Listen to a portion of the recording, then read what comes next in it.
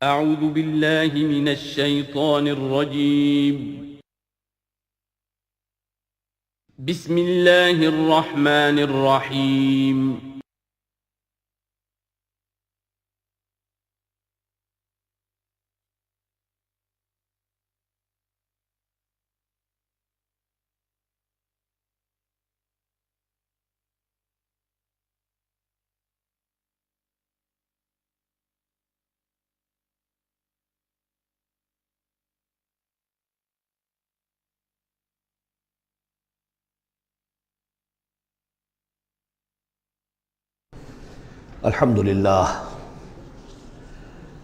الحمد للہ وکفا والصلاة والسلام علی عباده الذین اصطفى خصوصاً علی افضلہم وخاتم النبیین محمد الامین وعلی آلہ وصحبہ اجمعین اما بعد فقد قال اللہ تبارک وتعالی کما ورد فی سورة المدثر اعوذ باللہ من الشیطان الرجیم بسم اللہ الرحمن الرحیم یا ایہا المدثر قم فانذر وربک فکبر وثیابک فطہر والرجز فاہجر ولا تمنن تستکثر ولربک فاصبر صدق اللہ العظیم رب اشرح لی صدری ویسر لی امری واحلل عقدۃ من لسانی یفقہوا قولی اللہم ربنا الہمنا رشدنا واعذنا من شرور انفسنا اللہم ارنا الحق حقا وارزقنا اتباعہ وارنا الباطل باطلا وارزقنا اجتنابہ اللہم ربنا زدنا ایمانا وہدا وعلما نافعا وعملا صالحا متقبلا اللہم ربنا آنس وحشتنا فی قبورنا وارحمنا بالقرآن العظیم اللہم اجعلہ لنا اماما ونورا وہدا ورحمہ اللہم ذکرنا منہ ما نسینا وعلمنا منہ ما جہلنا وارزقنا تلاوتہ آناء اللیل واطراف النہار واجعلہ لنا حجتا یا رب العالمین آمین۔ سورۃ المدثر کے بارے میں ایک روایت یہ بھی ہے کہ اس کی جو پہلی 7 آیات ہیں یہ پہلی وحی ہے جو حضور پر نازل ہوئی، اور یہ ایک چونکہ صحابی کی رائے ہے لہذا اس کا ذکر کرنا مناسب ہے، لیکن یہ کہ یہ کنسنسس جس پر ہے وہ یہی ہے کہ یہ پہلی نہیں ہے بلکہ پہلی وحی جو آپ پر آئی وہ سورہ علق کی ابتدائی 5 آیات ہیں۔ مغالطہ اس وجہ سے ہوا ہے کہ سورہ علق کہ نزول کے بعد جو اس کی آیات ہے شروع کی 5 اور اغلباً سورہ نون کی پہلی 7 آیات، پھر سورہ مزمل کی 10 آیات، ان کے نزول کے بعد پھر کچھ وقفہ رہا ہے۔ اس وقفے کے دوران جو ہے حضور پر خاصی طبیعت کے اندر بے چینی کی کیفیت طاری رہی، آپ چاہتے تھے کہ جلد از جلد یہ قرآن نازل ہو، لیکن اللہ تعالیٰ کی اپنی ایک مشیت تھی، اپنی حکمت کے تحت اس نے اس کا نظام بنایا تھا۔ اسی دوران میں اللہ تعالیٰ نے حضرت اسرافیل کو حضور کی تعلیم پر معمور کر دیا تھا، یعنی تعلیم جو ہے حضور کی وہ دنیاوی طریقے سے نہیں ہوئی کہ کسی کے سامنے زانو تلمس طے کیا ہو، الف باتا سیکھا ہو اور پھر اس کے بعد کتابیں پڑھی ہو، نہیں، اس اعتبار سے آپ امی محض تھے، دی ان لیٹرڈ ون۔ ہم یہ نہیں کہیں گے کہ آپ معاذ اللہ ثم معاذ اللہ جاہل تھے، نہیں، لیکن یہ کہ آپ نے اس طریقے سے تعلیم حاصل نہیں کی تھی جیسے کہ دنیا میں ہوتی ہے، لیکن یہ کہ شوق جو قرآن مجید کا آپ کو تھا اس کی وجہ سے آپ کو جلدی، اور جب یہ وقفہ ہوتا تھا تو بہت شاق گزرتا تھا، اور تعلیم اس دوران میں ہو رہی ہے حضرت اسرافیل کے ذریعے۔ پھر وہ واقعہ پیش آیا جو پہلے بھی میں آپ کو بتا چکا ہوں کہ حضور فرماتے ہیں کہ اپنی اسی شش و پنج میں جب کہ مجھ پر صدمے کی کیفیت تھی، میں ایک روز غار حرا سے نیچے اتر رہا تھا کہ آواز آئی یا محمد۔ میں نے ادھر ادھر دیکھا، دائیں بائیں پیچھے سامنے کوئی نظر نہیں آیا، تو کچھ خوف سا طاری ہوا طبیعت پر، بربنائے طبع بشری، تھوڑی دیر چند قدم آگے گیا، پھر یا محمد، پھر وہی کیفیت ہوئی میرے ساتھ۔ اب زیادہ تشویش لاحق ہو گئی، کوئی نظر نہیں آ رہا، پکار رہا ہے کوئی۔ تیسری مرتبہ یا محمد کہا تو اچانک آپ کی نگاہ اٹھی تو حضرت جبرائیل، وہی فرشتہ کہ جو غار حرا میں آیا تھا، اس کو آپ نے دیکھا کہ وہ پورے افق پر اس طریقے سے ہے کہ پورا افق اس سے بھر گیا ہے، اصل ملک کی صورت میں دیکھا۔ غار حرا میں کس کیفیت میں آیا تھا یہ بعد میں آپ کو بتاؤں گا، لیکن یہ کہ وہ مشابہت تو ایسی تھی کہ حضور نے پہچان لیا کہ یہ وہی فرشتہ ہے جو غار حرا میں آیا تھا، لیکن یہ کہ شکل یہ بالکل مختلف، یہ اصل ملک کی شکل تھی جس کو دیکھا ہے آپ نے ان آنکھوں سے۔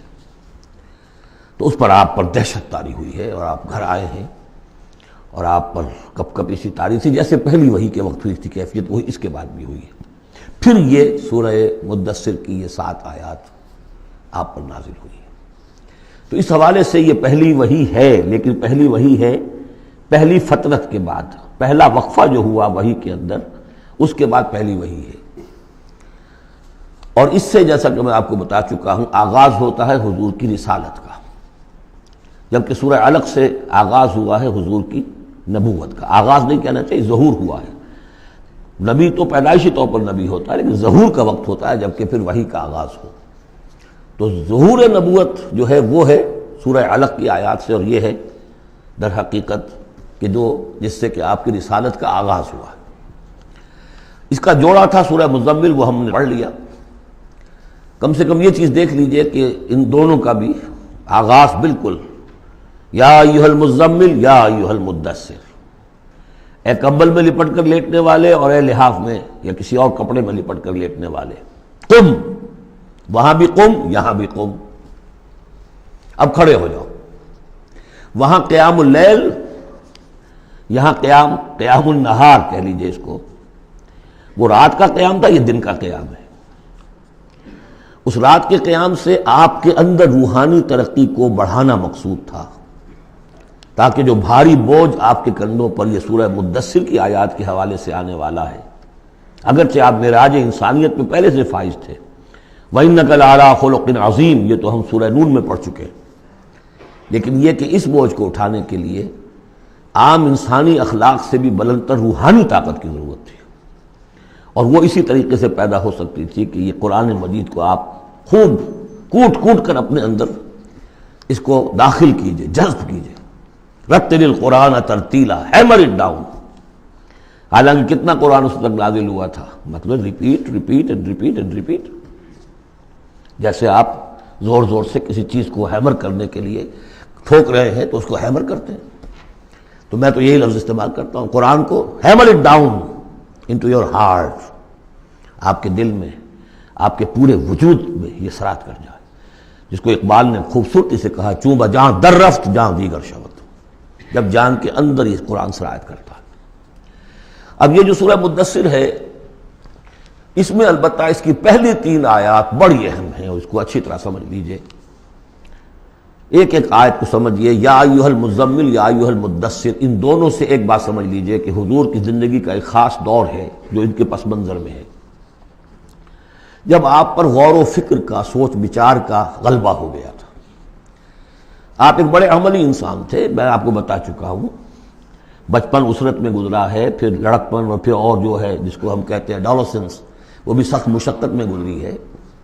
پھر آپ نے کاروبار کیا ہے تو ایک سمجھیے کہ ملازم کی حیثیت سے یا عامل کی حیثیت سے کیا ہے، سرمایہ آپ کے پاس تو تھا نہیں، سرمایہ دوسروں کا ہوتا تھا۔ پھر ایسا ہوا ہے کہ اللہ تعالیٰ نے حضرت خدیجہ رضی اللہ تعالیٰ عنہا کا رجحان پیدا کر دیا، شادی ہو گئی، تو کم سے کم یہ کہ دنیاوی اعتبار سے، مالی اعتبار سے آپ اب اطمینان بخش صورت پیدا ہو گئی۔ پھر آپ نے کاروبار کیا، کھل کر کاروبار کیا، لیکن اچانک حضرت عائشہ صدیقہ فرماتی ہیں جب آپ کی عمر شریف 40 برس کے لگ بھگ ہوئی تو آپ کے اندر خلوت گزینی محبوب ہو گئی، حبب الیہ خلا، ملنا جلنا اب طبیعت مائل نہیں ہے۔ پہلے ہم کہہ سکتے ہیں کسی طور سے ایکسٹروورٹ انداز بھی تھا، لیکن اب اس کا وہ بیلنسنگ پارٹ آ رہا ہے انٹروورٹ کا، اب غور و فکر اندرونی۔ میرے نزدیک ایک ہی فرد نوع بشر ہے جو کلیتاً بیلنسڈ ہے، انٹروورٹ اور ایکسٹروورٹس کے درمیان، اور وہ محمد الرسول اللہ ہے، ایک ہی ہے۔ بہرحال اس پر جو دور آیا سوچ بچار کا، تو جو آپ غار حرا میں جا کر بیٹھتے تو کیا کرتے تھے؟ الفاظ حدیث میں آئے ہیں، حضرت عائشہ سے جو منقول ہے، کانا یتحنس فی، وہاں کچھ عبادت کرتے تھے۔ اب عبادت کیا کرتے تھے؟ تو شارحین حدیث کا اس پر اتفاق ہے کہ کانا تحنس ہی تعبد ہی فی غار حرا التفکر والاعتبار، غور و فکر، سوچ بچار، یہ کیا ہے، معاشرے کی حالت کیا ہے، اخلاقی زوال کی انتہا ہے، اس پر غور و فکر، کہ اسی عرصے میں پھر وحی آئی۔ اس پر ایک اور، اس غور و فکر پر ایک تشویش، ایک بوجھ، ایک ذمہ داری کا احساس، یہ دو چیزیں جب مل گئیں تو اب آپ کی طبیعت میں جب کسی شخص کے اوپر اس طرح سے تفکر کا غلبہ ہو جائے، متفکر ہو جائے وہ، اور وہ پھر کہیں کمبل لیا لیٹ گئے، کہیں اور اسی طریقے سے، تو یہ جو سوچ بچار کا دور تھا اس کی گویا کہ تعبیر کی گئی، یا ایھا المزمل قوم، اب کھڑے ہو جاؤ۔ یہ سوچ بچار کا دور اب ختم ہو جانا چاہیے، اب آپ کی عملی زندگی کا آغاز ہے۔ یا ایھا المدثر قم، وہ قیام اللیل، یہ قیام النہار۔ قیام النہار میں جو آپ کے ذمہ رسالت کی ذمہ داری ہے وہ کیا ہے؟ قم فانذر، خبردار کرو۔ اس پر ہم بہت غور کر چکے ہیں کہ نبی کی دعوت کے لیے سب سے اہم اصطلاح یہی ہے، انذار۔ سورہ انعام سے شروع ہو گیا تھا، قل اوحی الی ھذا القرآن لانذرکم بہ ومن بلغ، کہہ دیجئے یہ قرآن مجھ پر وحی کیا گیا ہے تاکہ میں اس کے ذریعے سے تمہیں خبردار کروں۔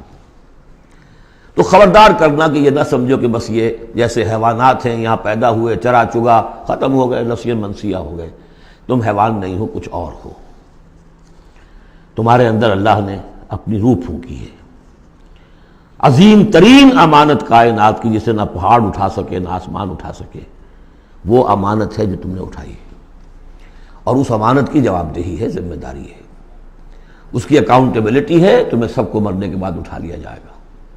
واللہ لتموتن کما تنامون ثم لتبعثن کما تستيقظون ثم لتحسبن بما تعملون ثم لتجزون بالاحسان احسانا وبالسوء سوءا وانها لجنة ابدا او نار ابدا۔ یہ ہے انذار، نبی کی دعوت کا نقطۂ آغاز انذار آخرت۔ لیکن اس کا ہدف کیا ہے؟ اس کا ہدف جو ہے کوئی خانقاہی نظام بنانا نہیں ہے، اس کا ہدف صرف کوئی تعلیم و تعلم کا نظام قائم کرنا نہیں ہے، ہدف کیا ہے؟ ربک فکبر، اپنے رب کو بڑا کرو۔ کیا مطلب ہے؟ رب تو بڑا ہے، کیا بڑا کریں گے؟ اس کی بڑائی مانی نہیں جا رہی، اس کے خلاف بغاوت ہے۔ ظہر الفساد فی البر والبحر، اس کی بڑائی منواؤ، اس کی بڑائی نافذ کرو۔ اسی کے لیے یہی لفظ ہے، وہ نیوکلیس ہے، جس سے کہ پھر یوں سمجھیے بیج ہے یا گٹھلی ہے جس سے کہ تمام الفاظ نکلے ہیں۔ اقامت الدین، دین کو قائم کرو، لِیُظْہِرَہُ عَلَى الدِّینِ کُلِّہ، تاکہ اس دین حق کو تمام کے تمام نظام دین پر، نظام زندگی پر نافذ کیا جائے، غالب کیا جائے۔ مختلف اصطلاحات ہیں۔ لِتَکُونَ کلمۃ اللہ العلیٰ، تاکہ اللہ کی بات سب سے اونچی ہو جائے۔ وَیَکُونَ الدِّینُ کُلُّہُ لِلَّہ، دین کل کا کل اللہ کے لیے۔ یہ سب کیا ہے؟ تکبیر رب، وَرَبَّکَ فَکَبِّر۔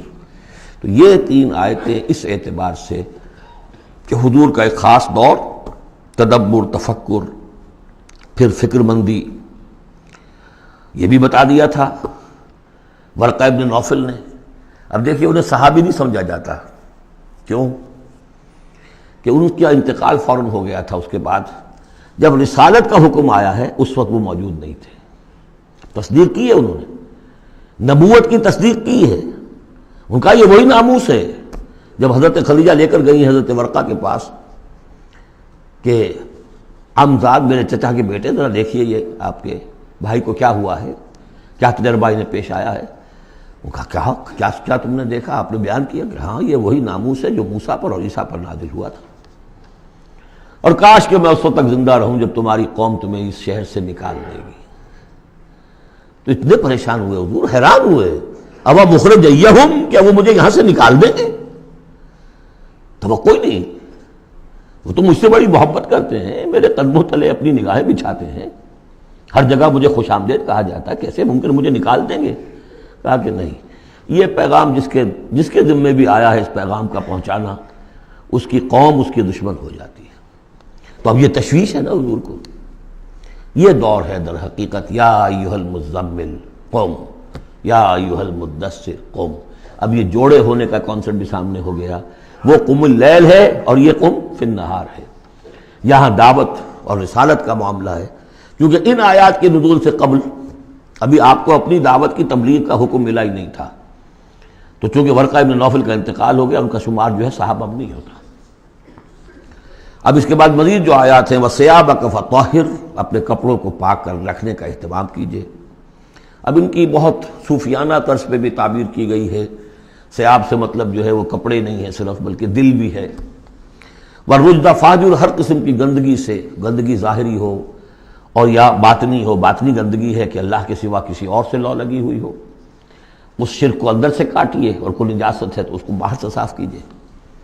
وَلَا تَمْنُنْ تَسْتَكْثِرْ، اور دیکھیے ایسا نہ کیجیے کہ کسی پر احسان دھرے کہ آپ کو جواب میں اس سے بھلا خیر کوئی ملے۔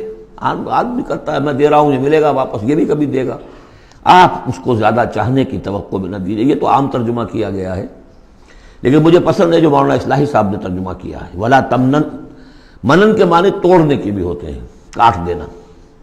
وَلَا تَمْنُنْ، دیکھو اپنی اس جد و جہد کو، اپنی اس جو بھی آپ کے ذمے فرض منصبی عائد کیا گیا ہے اس کے ضمن میں اپنی کوشش کو منقطع نہ کر دینا، جو بھی حالات ہوں جاری رکھنا۔ تستکثر، بہت بڑے نتیجے نکلیں گے انشاءاللہ، کثرت کے ساتھ آپ کو وقت تو لگے گا، لیکن یہ کہ پھر آپ کا جو ہے بول بالا ہوگا۔ وَلِرَبِّكَ فَاصْبِرْ، اور اپنے رب کے لیے صبر کیجیے۔ اور یہ میں عرض کر چکا ہوں، صبر کے ساتھ لام آ جائے تو انتظار کیجیے، اپنے رب کے حکم کا انتظار کیا کیجیے، جو بھی حکم آئے اس پر عمل کیجیے۔ یہ 7 آیات ہیں۔ تو یوں سمجھیے کہ اس سورت کا ایک خاص جو ہے مناسبت قائم ہوتی ہے سورہ علق سے۔ پہلے حصے میں تو حضور سے یہ خطاب آ گیا، مکمل ہو گیا 7 آیات میں۔ اب اس کے بعد 3 آیات میں قیامت کا نقشہ کھینچا گیا۔ فَإِذَا نُقِرَ فِي النَّاقُورِ، جب سور میں پھونکا جائے گا، فَذَلِكَ يَوْمَئِذٍ يَوْمٌ عَسِيرٌ، تو وہ دن بہت سخت دن ہوگا۔ عَلَى الْكَافِرِينَ غَيْرُ يَسِيرٌ، کافروں پر وہ ہلکا نہیں ہوگا۔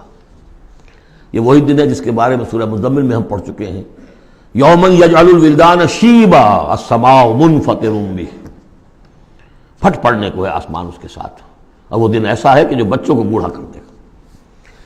اور تیسرا حصہ وہی ذرنی، جیسا کہ سورہ مزمل میں بھی ہم دیکھ چکے، سورہ نور میں بھی دیکھ چکے، وَذَرْنِي وَمَنْ خَلَقْتُ وَحِيدًا، چھوڑیے مجھ کو اور اس کو جس کو میں نے بنایا ہے اکلوتا، اکیلا۔ اس کے بارے میں اجماع ہے کہ یہ آیات جو ہیں ولید بن مغیرہ کے لیے نازل ہوئی۔ بڑی جائیدادیں تھیں اس کی دونوں شہروں میں، قریتین عظیم، جو ایک مکہ اور ایک طائف ٹوین سٹیز تھی، اور اس کی جائیداد، اس کے باغات، پیسے بہت، اللہ نے اولاد بہت دی تھی۔ خود یہ اکلوتا تھا اپنے ماں باپ کا، وحیدہ بنایا میں نے اسے، اکیلا تھا وہ۔ وَجَعَلْتُ لَهُ مَالًا مَمْدُودًا، اور اسے میں نے بہت سا مال دے دیا جو پھیلا ہوا مال ہے، شہروں کے اندر جائیداد ہے بکھری ہوئی ہے۔ وَبَنِينَ شُهُودًا، اور بیٹے میں نے دیے اسے جو اس کے نگاہوں کے سامنے رہتے ہیں۔ یہ بھی کسی شخص کی تونگری اور مرفہ الحالی کی علامت ہے کہ بیٹے اس کی نگاہوں کے سامنے ہوں، وہ ایکسپورٹ نہ ہو گئے ہوں امریکہ اور یورپ، معلوم ہوا کہ وہ تو گئے ہوئے ہیں بیٹے، ان کو دیکھنے کو بھی آنکھیں ترستیاں ہیں، سمجھے آپ، وہ تو پھر معلوم ہوا کہ کوئی بڑی ہی پتلی حالت ہے۔ شہودہ، بیٹے سامنے موجود ہیں۔ وَمَهَّدتُّ لَهُ تَمْهِيدًا، میں نے اس کے لیے خوب بستر بچھا دیا تھا، خوب تمہید کی تھی۔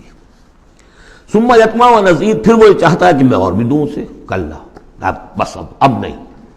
إِنَّهُ كَانَ لِآيَاتِنَا عَنِيدًا، یقیناً وہ ہماری آیات کا مخالف اور دشمن بن گیا۔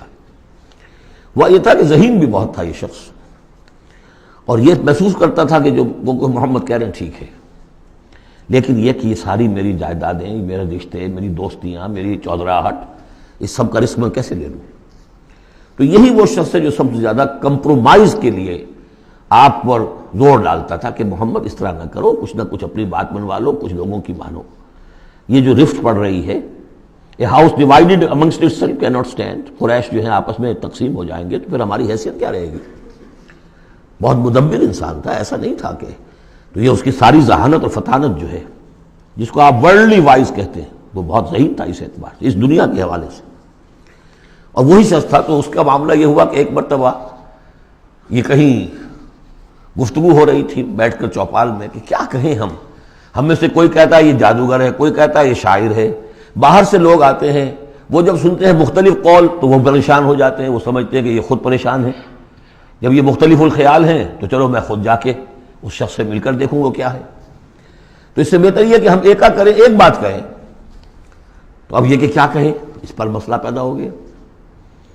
تو اب یہ کہ یہ گیا تھا حضور کے پاس بات کرنے، اور وہاں انہیں کچھ اندیشہ ہوا کہ یہ تو کچھ اثر ہو گیا، معلوم ہوتا بدل گیا۔ یہ واپس آیا ہے، پوچھا کہ کیا خیال ہے، کیا ہم اسے کہیں کہ شاعر ہے؟ کہ نہیں، میں شاعروں سے مجھ سے خوب واقف ہوں، جو محمد کلام پیش کر رہے ہیں وہ شعر نہیں ہے، شاعر نہیں، کچھ اور چیز۔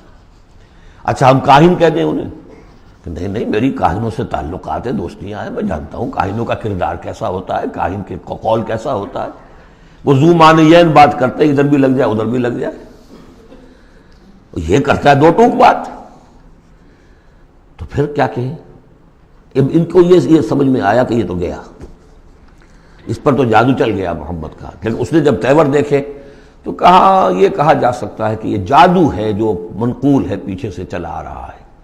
اب یہ جو اس کی گفتگو میں جو اس کی رد و قدا ہوئی ہوگی، ضمیر نے ملامت کی، کچھ نے ضمیر کو دبایا، کچھ اپنی مصلحتوں کو سامنے رکھ کر جو بات، اس کا ایک نقشہ کھینچا گیا ہے یہاں۔ فصاحت و بلاغت کی انتہا ہے۔ سأرهقه صعودا، میں اسے چڑھائی چڑھواؤں گا، وہ عذاب جو ہم پہلے بھی پڑھ چکے ہیں، یسلکہ عذابا صعدا، وہ عذاب کے جو جس کی سختی اور شدت بڑھتی چلی جائے۔ انہ فکر وقدر، اس نے غور کیا، کچھ اندازہ کیا کہ حق کو ماننے کا کیا نتیجہ نکلتا ہے، نہ ماننے کا کیا نتیجہ نکلتا ہے، وہ بیلنس بنا رہا ہے اپنے ذہن میں۔ انہ فکر وقدر فقتل کیف قدر، تو ہلاک ہو جائے، کیسا غلط اس نے اندازہ ٹھہرایا۔ ثم قتل کیف قدر، پھر ہلاک ہو جائے، کیسا غلط اندازہ ٹھہرایا۔ ثم نظر، پھر اس نے ذرا دیکھا، جیسے کہ کہہ رہا غور و فکر، لوگ دیکھیں غور و فکر کر رہا ہے۔ ثم عبس وبصر، پھر ذرا وہ اپنا منہ بسورا اور ماتھے کے اوپر بھی کچھ وہ بل لے آیا۔ ثم ادبر واستکبر، اور پھر ذرا اس نے تکبر کے ساتھ اپنی پیچھے کو مڑا۔ فقال ان ھذا الا سحر یؤثر، اس نے کہا نہیں بس ٹھیک ہے، یہ جادو ہے جو چلا آ رہا ہے، محمد کا کلام جو ہے جادو ہے، جادو اثر تو ہے۔ ان ھذا الا قول البشر، لیکن ہے بہرحال یہ انسانی کلام، یہ جو محمد کا دعویٰ ہے کہ یہ اللہ کا کلام ہے، یہ نہیں۔ سأصلیہ سقر، اب اس پر جو اللہ کا غضب بھڑک رہا ہے، ان قریب میں اس کو ڈالوں گا آگ میں۔ وما ادراک ما سقر، اور تمہیں کیا معلوم کہ وہ سقر کیا ہے۔ لا تبقی ولا تذر، نہ باقی رہنے دے گی نہ چھوڑے گی، موت بھی نہیں آئے گی۔ لواحۃ للبشر، انسان کی کھال کو جھلس ڈالے گی۔ علیہا 19، اور اس پر 19 ہیں داروغہ، سرہنگ 19۔ یہاں تک تو یہ یوں سمجھیے کہ اسی آہنگ میں بات چلی آ رہی ہے، وہی چھوٹی چھوٹی آیتیں، وہی انداز، وہی فلو۔ آگے بڑی طویل آیت آ گئی ہے، یہ بالکل سورہ مزمل کی طرح ہے۔ وہاں جو طویل پھر آیت آئی ہے جس پر کہ ایک پورا رکوع مشتمل ہے، وہ بعد میں نازل ہوئی ہے۔ تو یہ آیت بھی بعد میں نازل ہوئی ہے۔ لوگوں نے کہا ہوگا یہ 19 کیا، کچھ تماشا بنا لیا لوگوں نے، اچھا بھائی 19 ہی فرشتے صرف وہاں، تو کوئی ڈر کی بات نہیں ہے۔ کسی نے کہا 10 کو تو میں نبٹ لوں گا، باقی کا تم بندوبست کر لینا، 19 ہی ہے نا، تو ایسی کون سی بڑی تعداد ہے۔ تو یہ جو استہزاء کا موضوع بنایا، اس پر یہ آیت اتری۔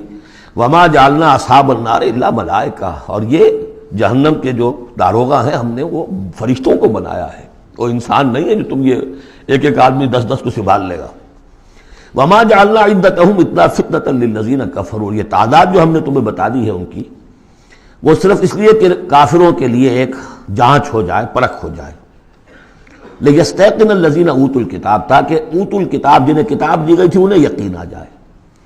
تو یہ روایت ترمذی ہے، ترمذی کی شریف میں روایت موجود ہے کہ یہ در حقیقت 19 کا عدد تورات میں موجود تھا، لہذا اہل کتاب کے لیے تو گویا کہ ان کے لیے ایک یقین کرنے کی بنیاد بن گئی۔ لیستیقن الذین اوتوا الکتاب ویزداد الذین آمنوا ایمانا، اہل ایمان کے تو ایمان میں اضافہ ہوگا، وہ تو جو بھی اللہ کی طرف سے وہی پڑھ کر سنائیں گے محمد رسول اللہ، ان کا ایمان کامل ہے، ان کے ایمان میں اضافہ ہوگا۔ ولا یرتاب الذین اوتوا الکتاب والمؤمنون، اور تاکہ نہ شک میں پڑے نہ تو وہ اہل کتاب جن کو پہلی کتاب دی گئی تھی اور نہ مسلمان، وَلَيَقُولَ الَّذِينَ فِي قُلُوبِهِم مَرَضٌ، اور تاکہ کہیں وہ لوگ جن کے دلوں میں روگ ہے، جو حق کو ماننا نہیں چاہتے، وَالْكَافِرُونَ، اور کافر جو طے کر چکے ہیں کہ ہم نے کسی صورت ماننا ہی نہیں ہے۔ ماذا اراد اللہ بہذا، مسئلہ یہ کیا اللہ نے 19 کا آزاد کر کے کیا مراد ہے اس سے؟ کذالک یضل اللہ من یشاء، اسی طرح اللہ تعالیٰ گمراہ کر دیتا ہے جس کو چاہتا ہے، ویہدی من یشاء، اور ہدایت دیتا ہے جس کو چاہتا ہے۔ وما یعلم جنود ربک الا ھو، اور تیرے رب کے جو لشکر ہیں انہیں تو کوئی جانتا ہی نہیں سوائے اس کے۔ وما ہی الا ذکریٰ للبشر، اور یہ جو آیات قرآنیہ ہیں، یہ مؤنث آیا ہے تو آیات کے اوپر اس کو لے جائیے، یہ کچھ نہیں ہے سوائے اس کے کہ انسانوں کے لیے یاد دہانی ہے، نصیحت ہے، تذکیر ہے، تذکرہ ہے۔ اب یہ 31ویں آیت تھی کہ جو اتنی لمبی تھی، وما جعلنا اصحاب النار الا ملائکہ سے شروع ہو کر یہ صاف بتا رہا ہے کہ اس کا اسلوب مختلف ہے، یہ یا مدنی دور کی ہے یا یہ کہ بہرحال یعنی یوں سمجھیے کہ ہجرت سے متصل قبل کی، جیسے وہ آیت میں آپ کو بتا چکا ہوں۔ اب یہاں سے پھر وہی آہنگ شروع ہو رہا ہے جو پہلے تھا، کلا والقمر واللیل اذ ادبر والصبح اذا اسفر انہا لإحدی الکبر، کیوں نہیں، قسم ہے چاند کی، اور قسم ہے رات کی جبکہ وہ پیٹھ موڑے، پیٹھ پھیرے جانے لگے، والصبح اذا اسفر، اور قسم ہے صبح کی جبکہ وہ روشن ہو جاتی ہے، روشن کر دیتی ہے۔ اس میں اشارہ ہو رہا ہے در حقیقت کہ فترت وحی کی رات چلی آ رہی تھی، 600 برس سے نزول وحی کا سلسلہ منقطع تھا، وہ جس کا انہوں نے جنات میں تذکرہ کیا تھا، من بعد ہے کتاب موسیٰ۔ اس میں بس روشنی ہوتی تھی تو ایسی ہی جیسے کہ مستعار روشنی چاند کی روشنی ہوتی ہے جو راتوں کو بھی ہوتی ہے، بس اس درجے میں ہدایت آسمانی اور ہدایت خداوندی دنیا میں رہ گئی تھی۔ لیکن اب محمد الرسول اللہ کی رسالت و نبوت کا خورشید طلوع ہو گیا ہے، اب دن روشن ہو گیا۔ کلا والقمر واللیل اذ ادبر والصبح اذا اسفر، ان تین کو قسموں کو ذرا یاد رکھیے گا، یہ آگے چل کر بڑی اہمیت کے ساتھ ان کا حوالہ پھر آئے گا کہ رات کی تاریکی تھی، اب رات جا رہی ہے، اور اس میں جو تھی صرف چاند کی روشنی تھی جو مستعار تھی، سابقہ نبوتوں کی تعلیم وغیرہ جو بھی تھی باقی تھی، کچھ بگڑ گئی، کچھ تھی، کچھ پولیوٹڈ ہو گئی، کچھ صحیح تھی۔ اب سورج طلوع ہو گیا، والصبح اذا اسفر انہا لإحدی الکبر، اور اب یہ ایک بہت بڑی باتوں میں کی ایک بات ہے، نبوت محمدی کوئی معمولی بات نہیں، رسالت محمدی انہا لإحدی الکبر نذیرا للبشر، خبردار کرنے کے لیے انسانوں کے لیے، لمن شاء منکم ان یتقدم او یتأخر، جو بھی تم میں سے چاہے کہ وہ آگے بڑھے یا پیچھے رہ جائے۔ ابو بکر آگے بڑھے، ابو لہب پیچھے رہ گیا، ہمیشہ کے لیے پیچھے رہ گیا۔ حمزہ اور عمر ذرا تھوڑی دیر کے بعد آ گئے، درجات ہیں۔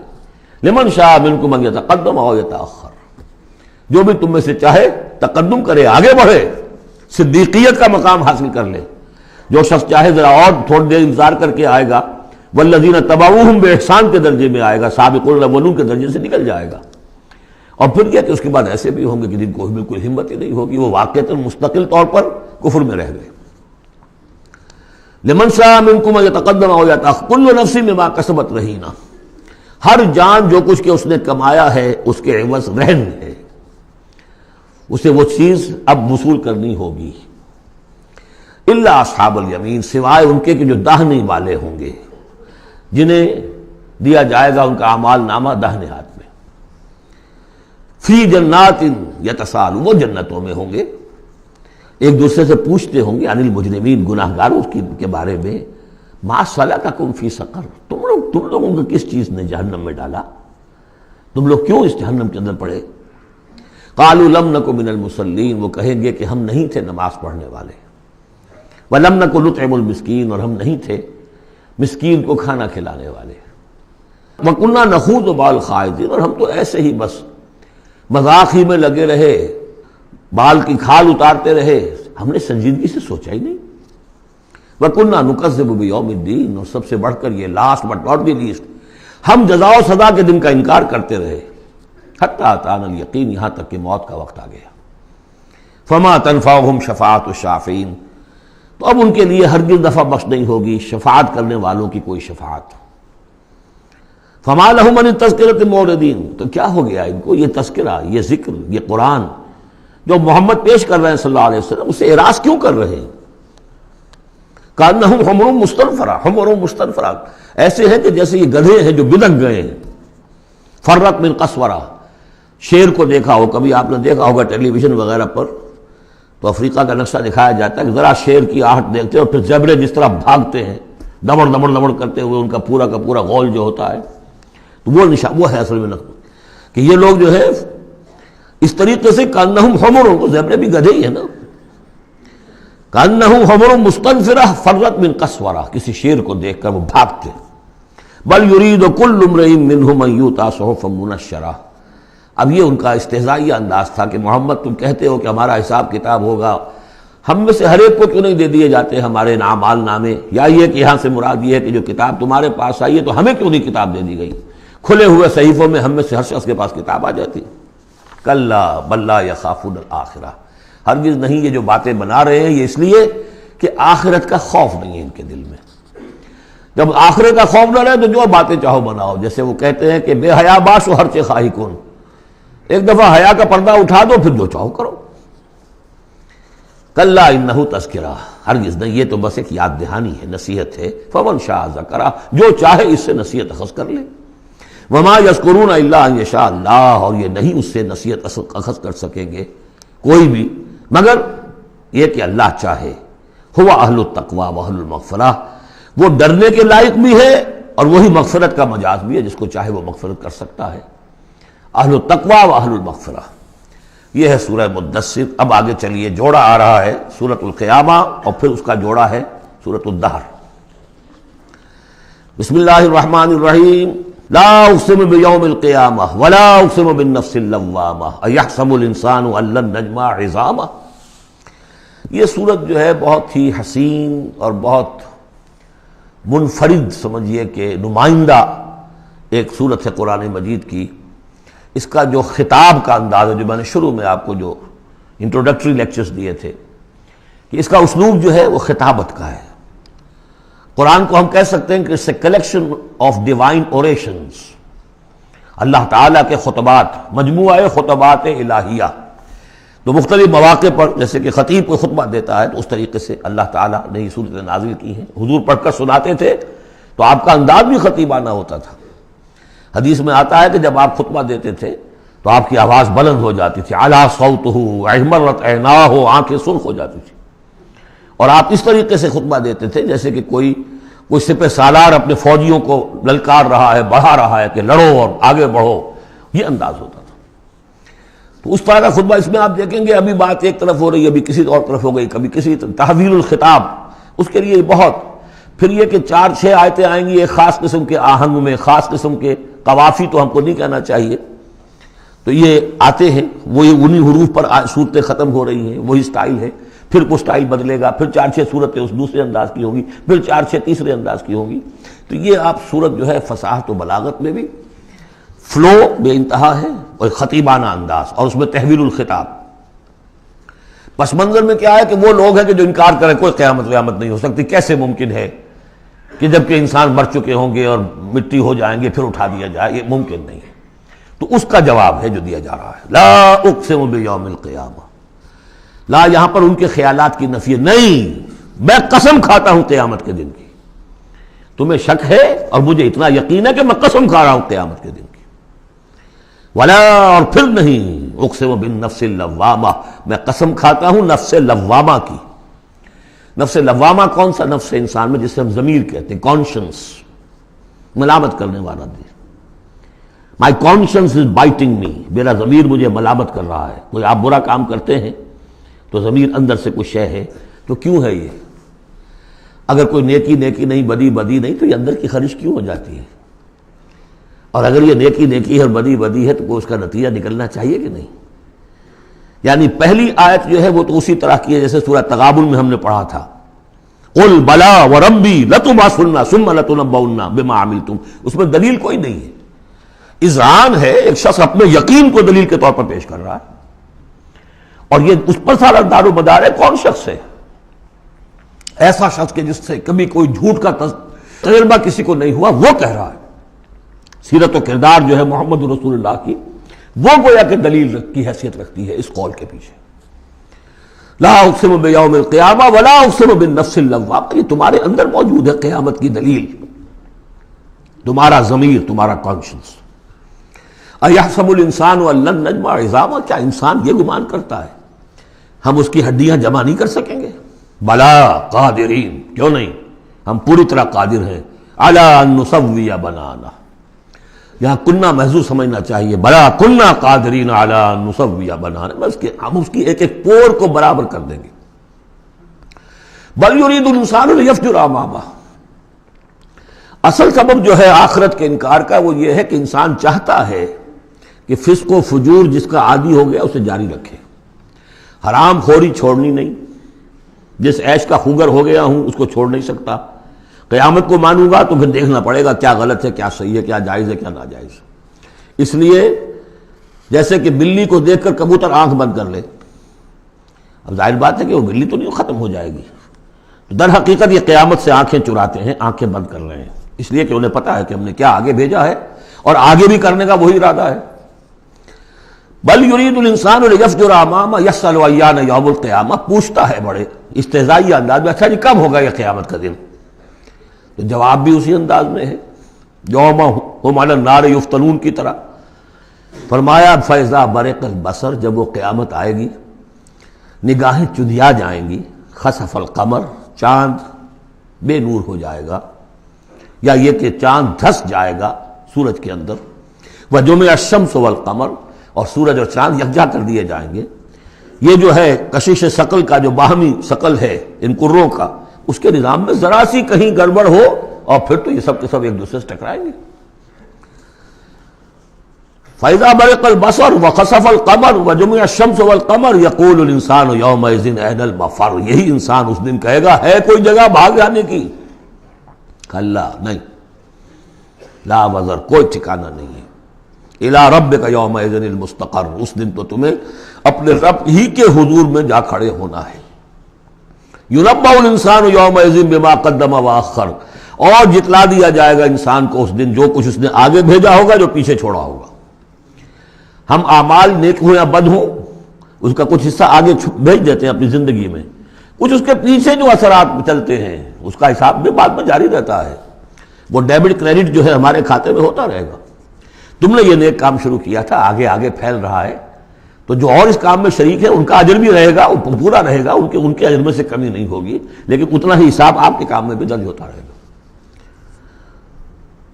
اسی طریقے سے کسی نے برا کام شروع کیا تھا، جب تک جہاں تک اس کے اثرات جائیں گے تو انسان کو بتا دیا جائے گا یہ تو آپ نے اپنی موت سے پہلے آگے ہی بھیج دیا تھا، یہ تو آپ کے وہ اعمال ہیں، اور یہ ذرا وہ ہے پیچھے اس کے جو اثرات ہیں۔ بل الانسان علی نفسہ بصیرہ، اور انسان کو تو جتلانے کی ضرورت بھی نہیں ہوگی کہ بتایا جائے، ہر انسان کو خود معلوم ہوگا کہ میں کتنے پانی میں ہوں۔ انسان اپنے نفس پر خود بصیرت رکھتا ہے۔ وَلَوْ أَلْقَىٰ مَعَاذِيرَ، چاہے کتنے ہی وہ بہانے پیش کرے۔ ہوتا ہے کہ انسان کوئی شخص جو ہے بڑا چرب زبان ہے اور وہ اپنے آپ کو بالکل ریشنلائز کر لیتا ہے اپنے طرز عمل کو، میں نے ٹھیک کیا، صحیح کیا، کوئی غلط بات نہیں ہے، عذرات موجود ہیں، تو معترضین کی تو زبان بند ہو جاتی ہے، اب کچھ نہیں کہہ سکتے، لیکن یہ کہ اس کا دل اس کو بتا رہا ہوتا ہے کہ تو جھوٹا ہے۔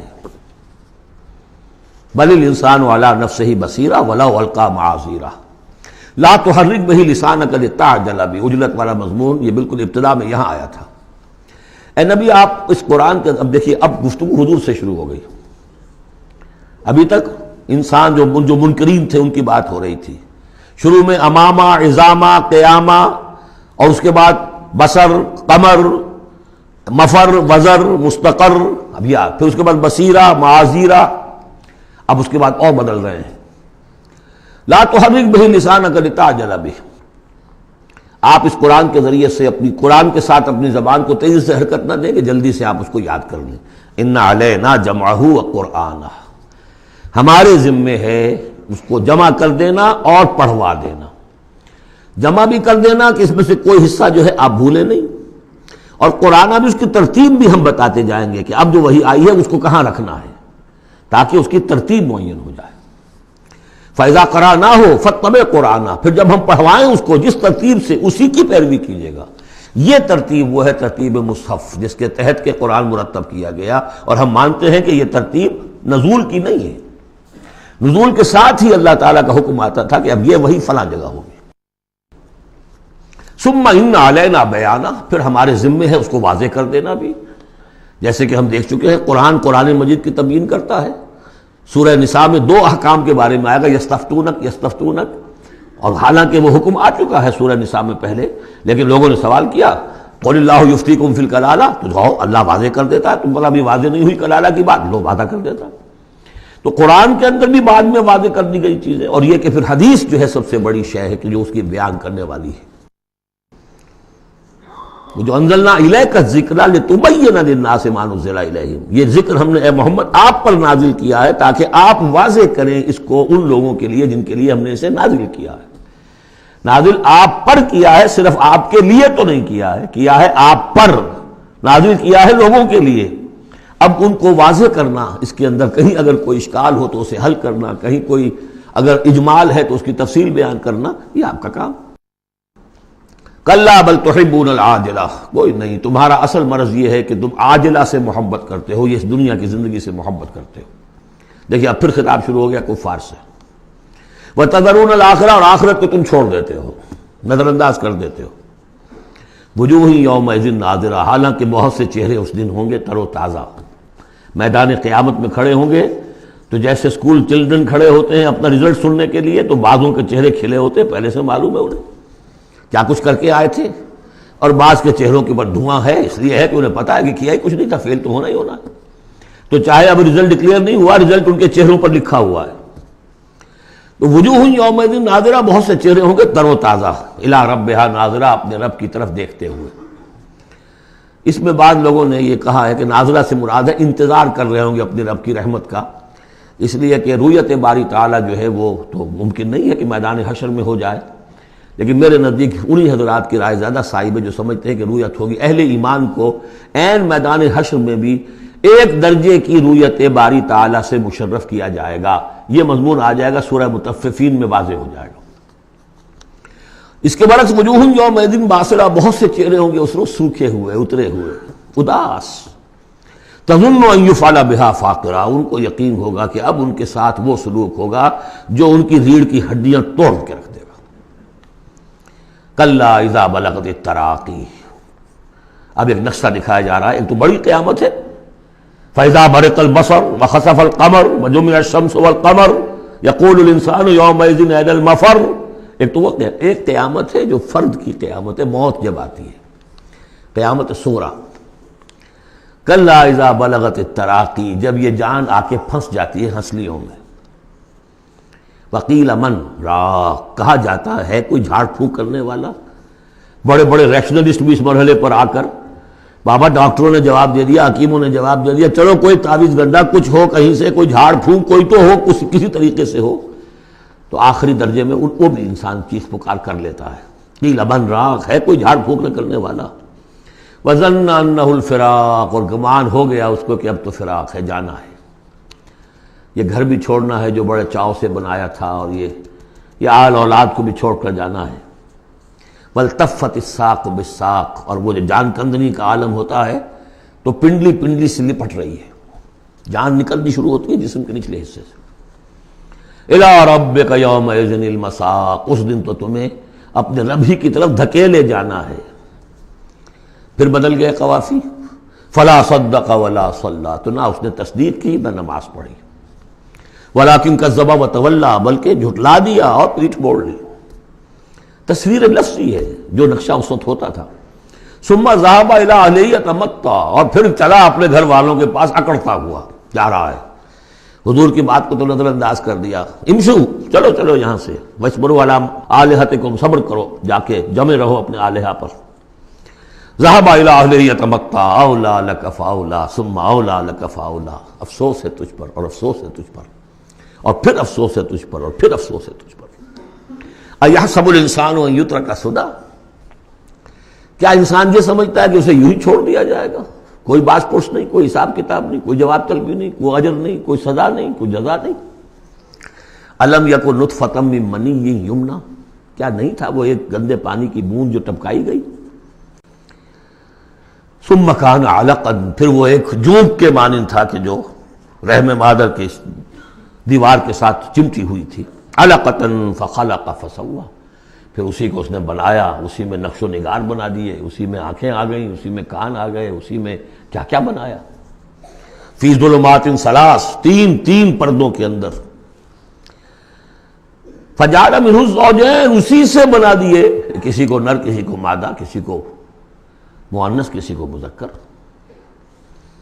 الیس ذلک بقادر علی ان یحیی الموتى، عقل کے اندھو یہ سوچو وہ ہستی جو یہ سب کچھ کر رہی ہے وہ اس پر قادر نہیں ہوگی کہ مردہ کو زندہ کر دے؟ جو تمہارا مشاہدہ ہے گندے پانی کی ایک بوند سے، افلاطون بھی اسی سے آ گیا، اور بقراط بھی، اور سقراط بھی، اور ظاہر بات ہے انبیاء بھی وہیں سے آئے ہیں. کہاں سے آئے ہیں؟ ایک ہی استثناء ہے نا حضرت عیسیٰ علیہ السلام کا، باقی تو سب کہاں سے آئے؟ وہیں سے آئے.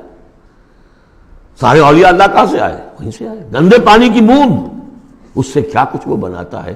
تو تمہارا یہ خیال ہے کہ وہ مردہ کو زندہ نہیں کر سکے گا، اتنا عاجز ہو گیا. افعینا بالخلق الاول بل ہم بالخلق الجدید. اس کے بعد جیسا کہ یہ سوال ہے، بلا کیوں نہیں؟ پروردگار یقیناً الیس ذلک بقادر بلا نشہد انک قادر علی ان تحیی الموتى، ہم اس پر گواہ ہیں. سورۃ الدہر.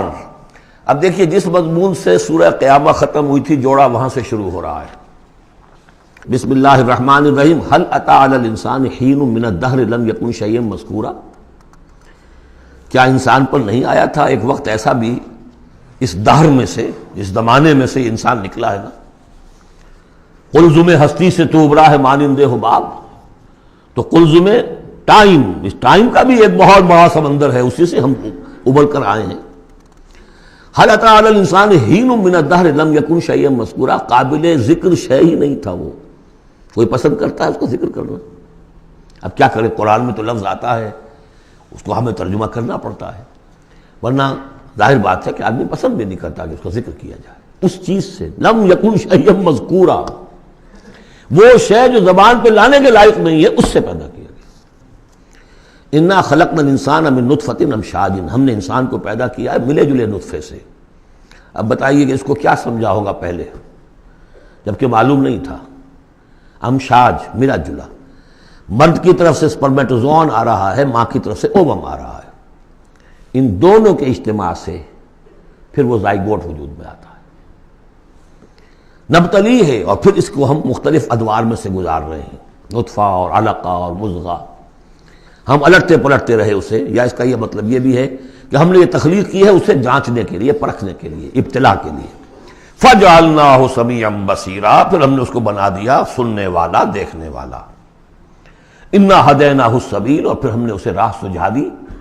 فطرت کے اندر وہ راہ کی ہدایت موجود ہے، ایمان ہے ہماری روح کے اندر. ہدیناہ السبیل، ہم نے وہ راستہ دکھایا ہوا ہے اس کو. اندھا بہرا نہیں بھیجا دنیا کے اندر. ایک اسے ظاہری آنکھ دی ہے، ایک باطنی آنکھ بھی دی ہے اسے، روپ روکی ہے اس میں. انا ہدینا السبیل، اور اس کے بعد اس کو آزادی دے دی، اما شاکرا و اما کفورا، چاہے تو شکر گزار بن کر زندگی گزارے اور چاہے ناشکرا ہو کر. البتہ ان دونوں حالتوں میں انجام مختلف ہوگا. انا اعتدنا للکافرین سلاسل واغلالا وسعیرا، کافروں کے لیے ہم نے تیار کر رکھی ہے زنجیریں اور توق اور دہتی ہوئی آگ. اس کے برعکس ان الابرار یشربون من کاس کان مزاجھا کافورا، ہمارے نیکوکار بندے جو ہوں گے وہ پئیں گے اس پیالے میں سے جس میں کافور کی ملونی ہوگی، شراب طہور اور اس میں کافور ملی ہوئی. عین یشرب بہا عباد اللہ یفجرونہا تفجیرا، اور یہ چشمہ ہوگا جس کے پاس بیٹھ کر، جس کے کنارے بیٹھ کر پئیں گے اللہ کے بندے، اور وہ اس چشمے کو جس طرح چاہیں گے اپنے اپنے علاقوں کے اندر اس کی شاخیں نکال کر لے جائیں گے. یوفون بالنذر، وہ نذر کو پورا کرتے ہیں. وَيَخَافُونَ يَوْمًا كَانَ شَرُّهُ مُسْتَطِيرًا، اور ڈرتے رہتے ہیں اس دن سے جس کا کہ شر پھیل جانے والی شے، قیامت کا دن. وَيُطْعِمُونَ الطَّعَامَ عَلَىٰ حُبِّهِ مِسْكِينًا وَيَتِيمًا وَأَسِيرًا، اور کھانا کھلاتے ہیں وہ اس کی محبت پر یا اس کی محبت کے علی الرغم. دونوں ترجمے اس کے، اللہ کی محبت میں کھلاتے ہیں کھانا، یا اس کھانے یا مال کی محبت کے علی الرغم کھلاتے ہیں۔ نفس میں تو اس کے بخل ہے، شوق ہے، لیکن یہ کہ اس شوق کے خلاف وہ کام کر رہا ہے، حل چلا رہا ہے اپنے اس دل کے اندر۔ متصدقین ان المصدقین والمصدقات وقرضوا اللہ قرضا حسنا مسکینا ویتیما واسیرا، مسکین کو، یتیم کو اور اسیر کو۔ انما نطعمکم لوجہ اللہ، یہ بھی کہتے جاتے ہیں ہم آپ کو یہ کھانا کھلا رہے ہیں صرف اللہ کو راضی کرنے کے لیے، لا نرید منکم جزاء ولا شکورا، آپ سے ہمیں نہ کوئی بدلہ چاہیے، یہاں تک کہ شکریہ بھی نہیں چاہیے، ہم تو جو کام کر رہے ہیں صرف اپنے رب کو راضی کرنے کے لیے۔ انا نخاف من ربنا یوما عبوسا قمطریرا، ہمیں ڈر ہے اپنے رب کی طرف سے ایک ایسے دن کا کہ جس کی اداسی جو ہے وہ بڑی سختی ہوگی۔ قمطریرا، عبوسا قمطریرا کہتے ہیں کسی شخص کو جس کے چہرے پہ کبھی مسکراہٹ آتی نہ ہو، منہ سے قمطریرا ہے۔ وہ دن ایسا ہوگا کہ اس دن کسی کے چہرے پر مسکراہٹ نظر نہیں آئے گی۔ فوقاہم اللہ شر ذلک اليوم، تو اس دن کے شر سے اللہ تعالیٰ اپنے ان بندوں کو بچا لے گا۔ ولقاہم نظرۃ وسرورا، اور ان کو ملاقات کرا دے گا، ان کے لیے تو اب جو وہاں پر استقبال کرنے والی ہوگی تر و تازگی اور سرور اور مسرت۔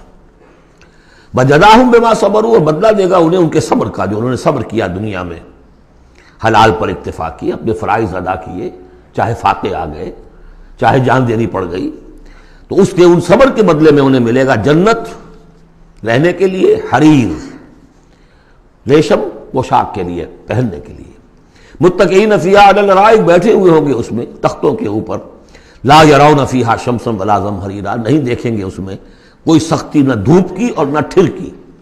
زمہریر بہت سخت سردی جس میں کم کبھی طاری ہو جائے، دھوپ جو ہے سخت تیز گرم، یہ شکل ہوگی نہیں، معتدل موسم ہر وقت۔ بدانیۃ علیہم ظلالھا، اور اس کے جو سائے ہیں وہ ان کے اوپر پھیلے ہوئے ہوں گے، جھکے ہوئے ہوں گے۔ وذللت قطوفھا تذلیلا، اور درختوں کے جو خوشے ہوں گے پھلوں کے وہ بھی نیچے کی طرف لٹکے ہوئے ہوں گے۔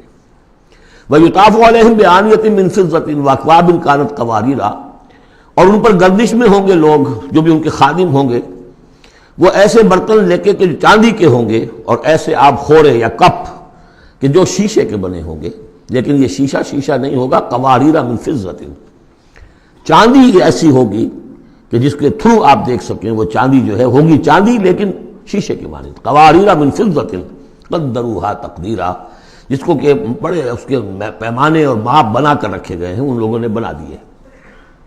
وَيُسْقَوْنَ فِيهَا كَأْسًا كَانَ مِزَاجُهَا زَنْجَبِيلًا، پلائے جائیں گے اس میں وہ جام کہ جس میں ملونی ہوگی سونٹ کی، عَيْنًا فِيهَا تُسَمَّىٰ سَلْسَبِيلًا، یہ بھی ایک چشمہ ہوگا جنت میں جس کا نام ہے سلسبیل۔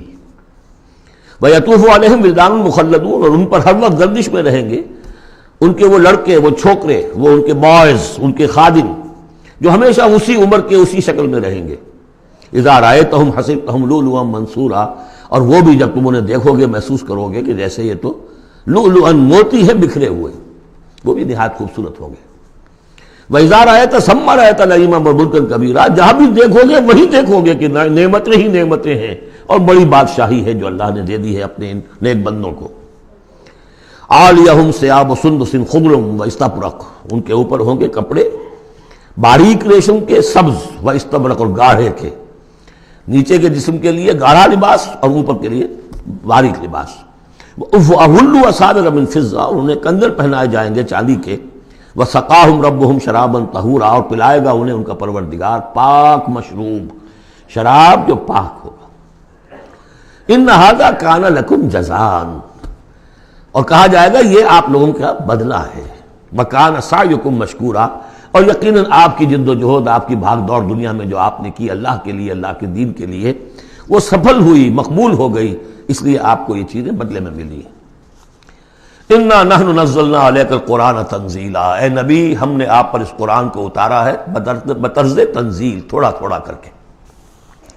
فَاصْبِرْ لِحُكْمِ رَبِّكَ، بس انتظار کیجئے اپنے رب کے فیصلے کا، یعنی آپ جلدی نہ کیجئے، یہ وہاں اس کے مقابلے میں آ گیا۔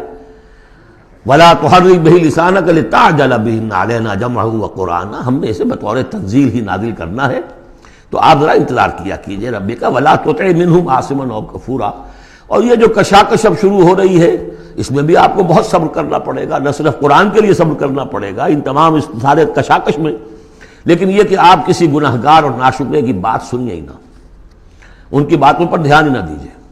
وَاذْكُرِ اسْمَ رَبِّكَ بُكْرَةً وَأَصِيلًا، اور اپنے رب کے نام کی مالا جپا کیجیے صبح شام۔ وَمِنَ اللَّيْلِ فَاسْجُدْ لَهُ، اور رات کے ایک حصے میں اس کے لیے سجدہ کیا کیجیے۔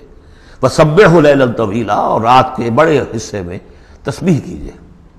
یہ وہی حکم چلا رہا ہے، ابھی ابتدائی دور کا ہے چونکہ، تو ابتدائی دور میں تو یہ نمازیں 5 وقتہ نہیں تھے، سارا معاملہ رات ہی کا تھا۔ سورہ مزمل سے چلا آ رہا ہے معاملہ، قم اللیل الا قلیلا نصفہ وانقص منہ قلیلا او زد علیہ ورتل القرآن ترتیلا، تو لیلا طویلا۔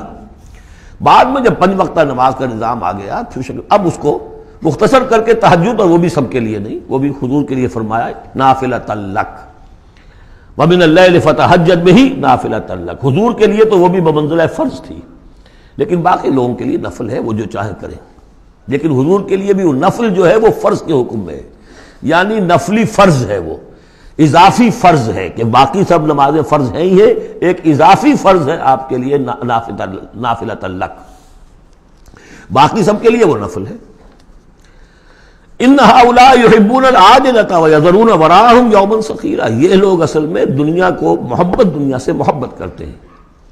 دیکھیے وہی مضمون آ گیا جو سورہ قیامہ میں، کلا بل تحبون العاجلة وتذرون الآخرة وجوہ یومئذ ناظرۃ الی ربها ناظرہ۔ تو ان هؤلاء يحبون العاجلة ويذرون وراءهم يوما ثقيلا، یہ محبت کرتے ہیں اس عاجلہ سے، اس نقد زندگی سے، فوری زندگی کو، اور چھوڑے بیٹھے ہوئے ہیں جو ان کے پیچھے ایک بڑا بھاری دن آنے والا قیامت کا دن، اس کا تصور نکالا ہوا ہے۔ یوما یجعل الولدان شیبا السماء منفطر بہ وراءهم یوما ثقیلا، جو ان کے پیچھے بھاری دن ہے۔ نحن خلقناہم وشددنا اسرہم، ہم نے ہی ان کو تخلیق فرمایا اور ان کے جوڑ خوب مضبوط باندھے ہیں۔